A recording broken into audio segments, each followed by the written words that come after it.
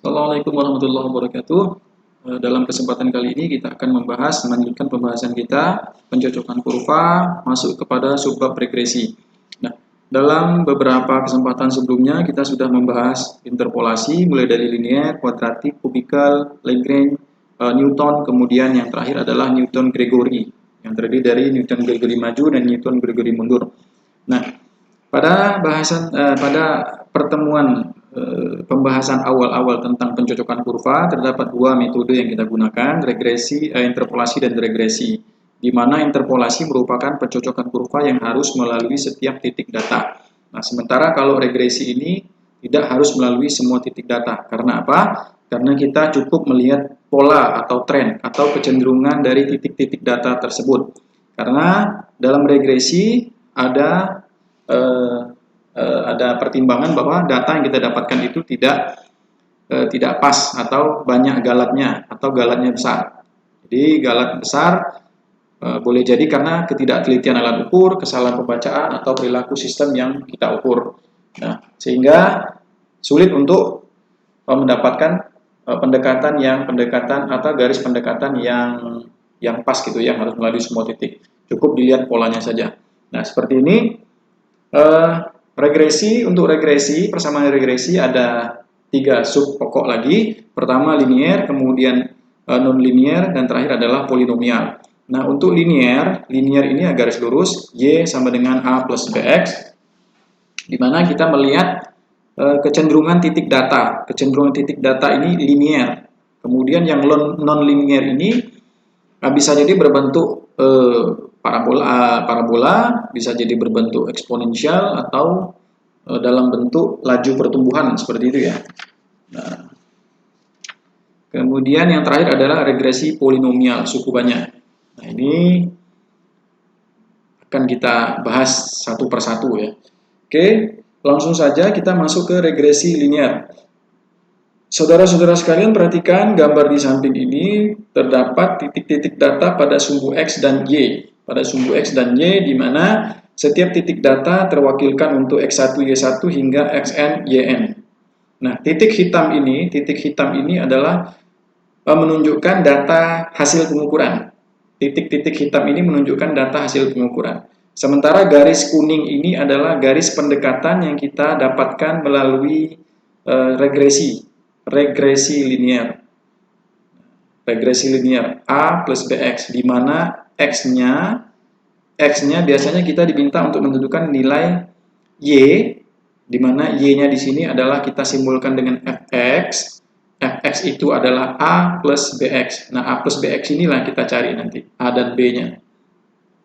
Nah, titik merah ini adalah titik yang akan dicari nilainya. Jadi misalnya titik X, kira-kira berapa nilai Fx-nya atau nilai Y-nya. Nah, ini anggaplah XI, YI ini adalah nilai sebenarnya hasil pengukuran. Terus kita coba dekati, kita coba kira-kira menggunakan garis hasil regresi ini dengan X yang sama, berapa nilai Fx-nya. Ternyata beda, pasti beda. Karena hasilnya merupakan hasil pendekatan. Nah, di sini kita akan lihat D-nya. Jadi di persamaan regresi ini, bagaimana cara kita meminimumkan nilai D. D besar ini adalah sigma dari D kecil kuadrat. Jadi D kecil merupakan simpangan. Jadi kita punya titik data XI, YI, kemudian kita hampiri dengan fungsi linear Fx sama dengan A plus Bx. Kemudian kita punya, karena dia fungsi hampiran otomatis YI dengan Fx ini, YI dan Fx ini pasti punya selisih, punya galat, punya simpangan. Nah, deviasi ini kita simbolkan dengan D, di mana D merupakan selisih nilai pengukuran dengan nilai hampiran. Fxi hampiran, Y pengukuran. Sehingga D sama dengan YI dikurang A plus Bx, dalam kurung A plus Bx. Nah, agar galatnya kecil, maka total kuadrat deviasi, jadi totalnya. Jadi deviasinya ini masing-masing titik kita hitung deviasinya, kemudian kita kuadratkan, kemudian kita jumlahkan. Nah, jumlah hasil penjumlahan ini, hasil penjumlahan kuadrat deviasi ini kita simbolkan dengan D besar. Nah, agar galatnya kecil, otomatis D besar ini harus minimum. Harus minimum, sehingga secara matematis kita uraikan minimum D sama dengan sigma deviasi, sigma dari jumlah dari kuadrat deviasi mulai data I pertama sampai data ke N, di mana deviasi adalah YI dikurang A dikurang BXI. Nah, ini harus minimum. Harus minimum. Nah, bagaimana cara meminimumkan ini? Maka kita minimumkan dua sisi terhadap dua variabel, diminimumkan terhadap dua variabel. Jadi pertama variabel A, kemudian variabel B. Jadi turunan parsial D terhadap A, maka kita dapatkan bentuknya min 2 sigma jumlah dari YI min A min BXI sama dengan 0. Kemudian turunan parsial B, turunan parsial D terhadap B itu min 2 sigma XI dikali dalam kurung YI min A min BXI. Nah, persamaan di atas ini, penyelesaian persamaan di atas dalam bentuknya, kita ubah bentuknya seperti ini, menjadi sigma, kita pisahkan suku-sukunya, kita pisahkan, kemudian kita sederhanakan seperti ini, maka didapatlah bentuk ini. Nah, bentuk ini merupakan bentuk persamaan normal. Istilahnya bentuk persamaan normal yang dapat kita ubah ke dalam bentuk matriks.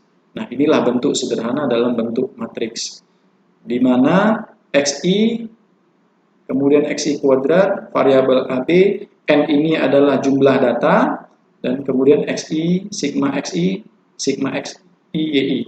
Nah, dari bentuk matriks ini, maka kita bisa mendapatkan nilai B. Nilai B dan nilai A dari bentuk matriks ini. Di mana nilai B merupakan hasil pembagian antara selisih N XI YI dikurang XI YI per N XI kuadrat min XI kuadrat, sigma XI kuadrat. Kemudian A adalah rata-rata Y dikurang B rata-rata X. Rata-rata Y dikurang B dikali rata-rata X. Nah, inilah yang akan kita tentukan, yang akan kita susun nanti. Jadi kita susun, kita memiliki sekelompok data, kemudian diminta untuk menentukan persamaan garis regresinya. Kita ubah dulu dalam bentuk matriks dari data yang kita kumpulkan, kemudian kita hitung B, kita hitung A. Maka kita dapatkan persamaannya Y sama dengan A plus BX. Jadi persamaan linear itu adalah ini. Persamaan linear itu adalah, persamaan regresi linear adalah Fx sama dengan A plus Bx. Oke, sudah dapat. Kemudian kita dapat mengukur seberapa akurat fungsi yang kita dapatkan.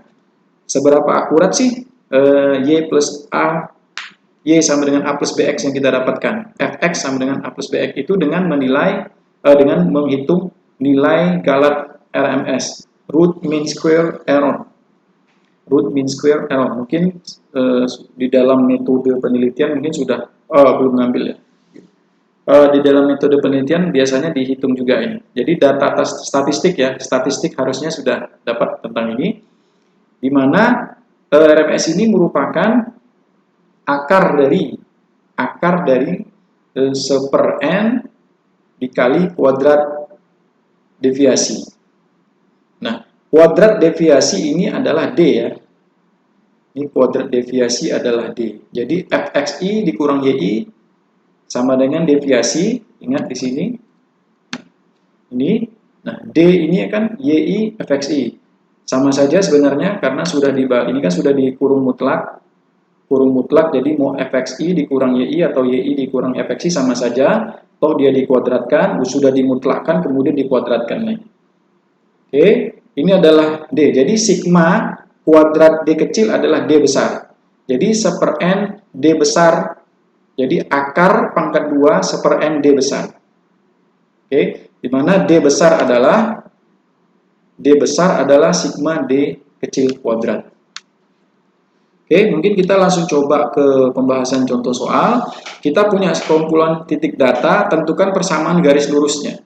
Tentukan persamaan garis lurus menggunakan regresi linear. Nah, kita coba kerjakan di Excel untuk mendapatkan data-datanya. Jadi perhatikan di sini yang kita butuhkan adalah untuk membentuk matriks ini, yang kita butuhkan adalah sigma xi. Ya, sigma xi berarti ini jumlah data ini kita jumlahkan, kemudian sigma xi kuadrat, sehingga kita harus menambahkan satu kolom xi kuadrat, kemudian dijumlahkan, kemudian kita butuh sigma xi kali yi. Nah, sehingga kita tambahkan lagi satu kolom xi dikali yi. Nah, ini jadi kita butuh tambahan xi kuadrat, kemudian xi yi. Xi kuadrat berarti ini dikuadratkan. Oke. Sorry. Dapat. Kemudian ini xi dikali yi. Xi dikali yi. Oke, kita dapat xi dikali yi. Nah, setiap komponen xi, yi, xi kuadrat, xi yi. Ini kita jumlahkan. Ini sama dengan sum semua data dijumlahkan. Jadi, kontrol pas. Atau dari sini, misalnya ini masih kosong ya. Misalnya masih kosong. Ini kita buat. Kita juga butuh rata-rata dari X dan Y. Kenapa? Karena untuk mendapatkan nilai A, kita butuh rata-rata Y dan rata-rata X. Jadi di sini kita buat rata-ratanya. Average X. Ini kemudian average YI. Jadi rumusnya perhatikan di sini ya. Nah, kemudian baru kita bisa menghitung B dan A. Jadi kita sudah dapatkan data ini. Oke, kita coba bergerak ke sini. Regression.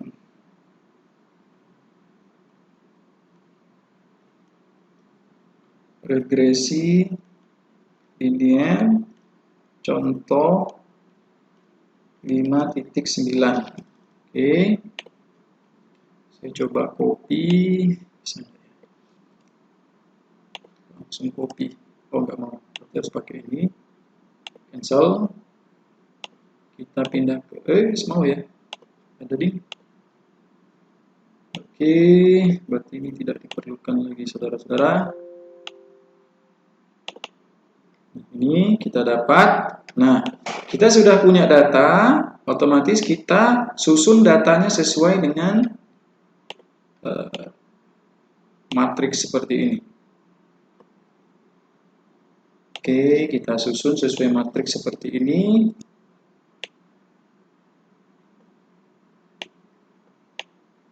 Oke, kita susun matriks seperti ini, di mana N adalah jumlah data. N itu jumlah data, otomatis. N adalah 6, kemudian sigma xi, xi-nya adalah 3,3. Sigma xi 3,3. Kemudian sigma xi lagi 3,3. Kemudian sigma xi kuadrat, jadi xi kuadrat 2,21. 2,21, kemudian variabelnya A, B. Sama dengan sigma xi lagi 3,3. Sigma xi. Oh iya. 3,3. Sigma xi 3,3. Ini bukan sigma xi ini. Sigma yi ya, ini. Sorry. Ini harusnya sigma yi. Ini sigma yi. Jadi bukan sigma xi ya. Sigma yi 7,54 sigma yi 7,54, kemudian sigma xi yi 4,844,844. Oke. Nah, sudah dapat seperti ini, maka kita hitung B dan A. hitung B dan A. Kita hitung B dan A. Oke, kita hitung B dan A. Sehingga kita dapatkan B sama dengan N. N-nya 6 dikali sigma XI dikali 4,8440 dikurang sigma XI 3,33 kemudian dikali sigma YI 7,54 dibagi N dikali sigma XI kuadrat 2,21 dikurang sigma XI dikuadratkan. Sigma XI jadi sigma XI 3,3 dikuadratkan. 3,3 dikuadratkan. Nah, di sini sudah saya hitung, itu hasilnya 1,7646 sama dengan 1,7646. Nah, nilai A-nya itu adalah Y rata-rata dikurang BX 1,2567 dikurang B 1,7646 dikali X rata-rata 0,55. Ini hasilnya adalah 0,2862. 0,2862. Sehingga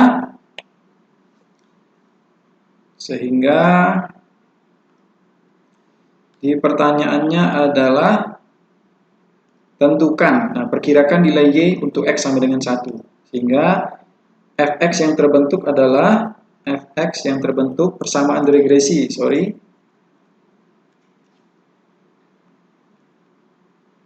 persamaan regresi linearnya adalah Fx I sama dengan A plus Bx sama dengan A 0,2862 plus 1,7646 X. Oke, sehingga untuk X sama dengan 1,0, maka F 1,0 sama dengan 0,2862 plus 1,7646 dikali 1 sama dengan sama dengan 2,0508. Ini dia. Nah, kita sudah dapatkan nilainya 1,0. Nah, sekarang kita coba ya, kita coba cek dulu. Ini kan pertanyaannya sudah selesai nih. Pertanyaan sudah selesai, Y untuk X sama dengan 1 bisa kita dapatkan 2,0508. Nah, coba kita pengen tahu seberapa akurat gitu ya. Seberapa akurat. Jadi Fx-nya di sini itu sama dengan A plus Bx. Fx sama dengan A plus Bx. Jadi X itu sama dengan 0,2862 plus 1,7646 X. Oke. Nah, kita dapatkan sini. Nah, sekarang kita ingin melihat seberapa akurat sih persamaan F ini. Jadi seberapa akurat Fx ini yang kita dapatkan. Bagaimana cara mengukurnya? Menggunakan nilai ERMS. Jadi seberapa akurat kita mengukur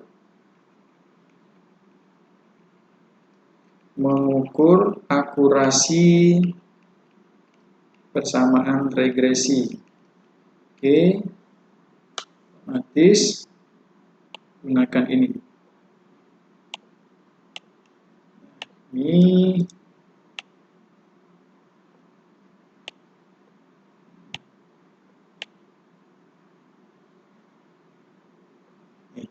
Jadi akar dari 1/n dikali D besar. Jadi D besar itu adalah, sekali lagi saya ulang, sigma I sama dengan 1 hingga N. Jadi sigma fxi dikurang yi ini adalah D besar. D besar. Jadi 1/n, akar dari 1/n dikali D besar. Nah, gimana? Oke, sekarang kita hitung. Kita copy dulu ini. Kita copy datanya dulu. Kita ingin menghitung seberapa akurat ya. Oke.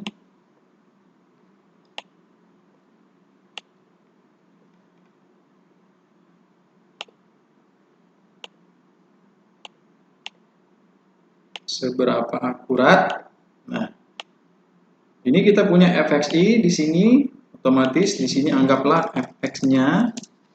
Nah, fx-nya di sini. Jadi fx-nya ini kita gunakan a plus bx. Jadi fx-nya adalah 0,28. Jadi fx ini adalah persamaan regresi yang kita dapatkan. Ini nilai hasil pengukuran. Jadi sama dengan ini ditambah ini A ditambah B dikali X.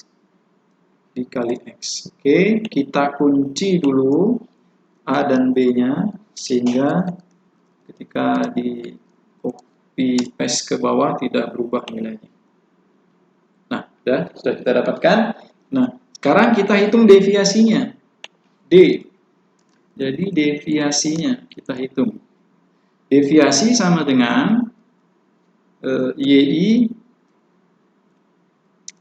dikurang FXI.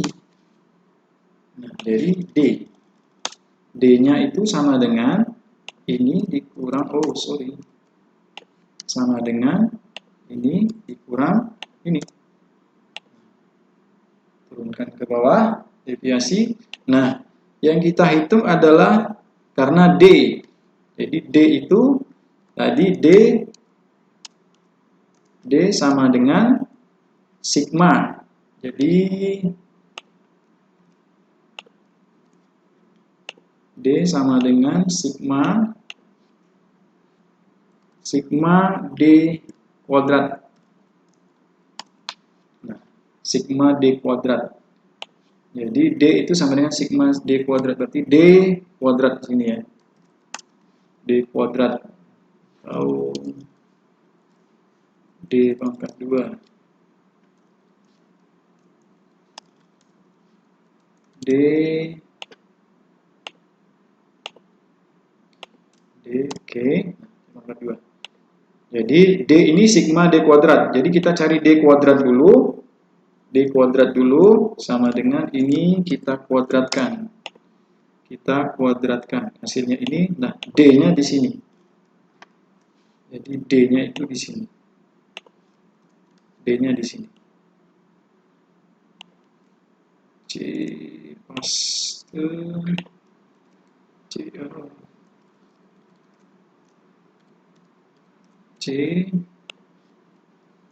pas D kuadrat sama dengan sum jumlah ini. Oke. 0,0856. Oke, kita coba copy dulu ini ke sini. Oke.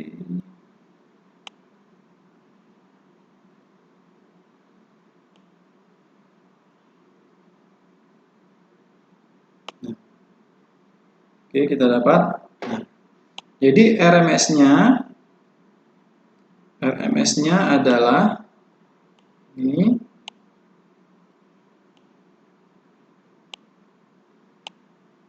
Kita dapatkan RMS-nya itu adalah dalam bentuk yang sederhana, bisa dituliskan RMS itu sama dengan 1/n D, ya kan? Ini kan nilai mutlak. Oke, langsung saja biar tidak rancu lah ya. Kita ikutkan ini saja. Oke, sama dengan RMS sama dengan jadi 1/n 1/6. Jadi kuadrat dari ini adalah sigma kuadrat ini adalah 0,00856 pangkat setengah. Jadi akar dari ini ya. Maka didapatkan nilai 0,11944, atau kalau dipersentasekan menjadi 11,9%, sekitar 12%. Ini masih lumayan besar ya. Jadi galatnya itu masih besar. Galatnya masih besar. Jadi akurasinya ini dengan RMS. Jadi makin kecil nilainya makin bagus. Makin kecil nilainya makin bagus. Jadi dari contoh soal ini dia galatnya lumayan besar. 12%. Oke, ini untuk regresi linear. Nah, bagaimana dengan regresi non-linear? Nah, kalau regresi non-linear, maka butuh yang namanya linearisasi. Ini sudah setengah jam. Oke, butuh yang namanya linearisasi. Kira-kira seperti apa? Kita butuh linearisasi. Oke. Mungkin dalam kesempatan selanjutnya kita akan bahas linearisasi, kemudian regresi polinomial. Untuk kali ini kita cukupkan sekian dulu. Assalamualaikum warahmatullahi wabarakatuh.